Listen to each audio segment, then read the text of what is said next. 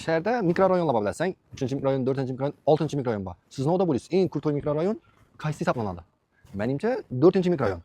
Короче, 4-cü mikrorayondan gapiramiz. Bu yan tarafda stadion, Dasaf, bu yanda bo'lsa Titanic Dom. Onda ana.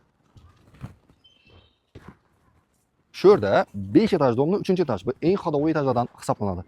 4 xona 94 metr kvadrat tashkil qiladi. Narxini aytaman, bir like bosib, bizaro obuna bo'lishdan chiqmasin degan bizetini. Narxi 495 million so'm pul, o'zbek pulida. Podvalam shu uyga qarashda ekan, ishi topchanam shu uyning egalariniki ekan. Podvalam dokumenti bor dedilar. Uyga girishingiz bilan 10 qo'lini prixojy akkuratning sig'dirilgan. Bilasiz, 4-mikrorayondagi korpusning koridori keng olingan. O'ngdan bo'laversin deb, o'ngdan boshlaymiz. Qarang. 10 qo'lda aylanganingizdan hojatxona. Birine tayyor, otidu hamma yerni patolgacha kafel qilingan. 4-mikrorayonda 4 xonali kvartiralarning bani tualeti alohida bo'ladi. Bu yana o'tasiz, bu yon tarafda balkondan oshxona chiqarilgan. Balkonning kattaligini qarang, 6 metrdan ziyod bir. Endi avval o'zi oshxona bu yerda bo'lgan. 4-mikrorayonda yashaganlar, ko'rganlar biladi. Bu yerda gaz plitalar bu yana ko'chirib berilgan. Ne deydi? Chiroylimi, kattami? Bir like bosib, bizaro obuna bo'lish qildan chiqmasin ekan. Yana o'ngdan bo'lsa-da birinchi zol bu. Kattagina.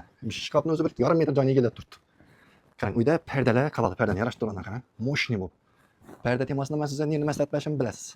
Videoning tagida belgilab ketaman. Nozik perdalar, nozik did egalari uchun. Mistra. Uy to'g'ri kelib yashagan sharoitda.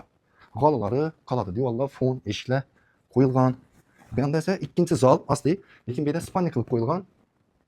Oynasi orqa tarafa qaragan. Bu yerdan perdalari bor, devorlar, fon, atido tayyor. Doğru gelip yashab beraverasiz. Endi esa bu yoqda 3-chi xona.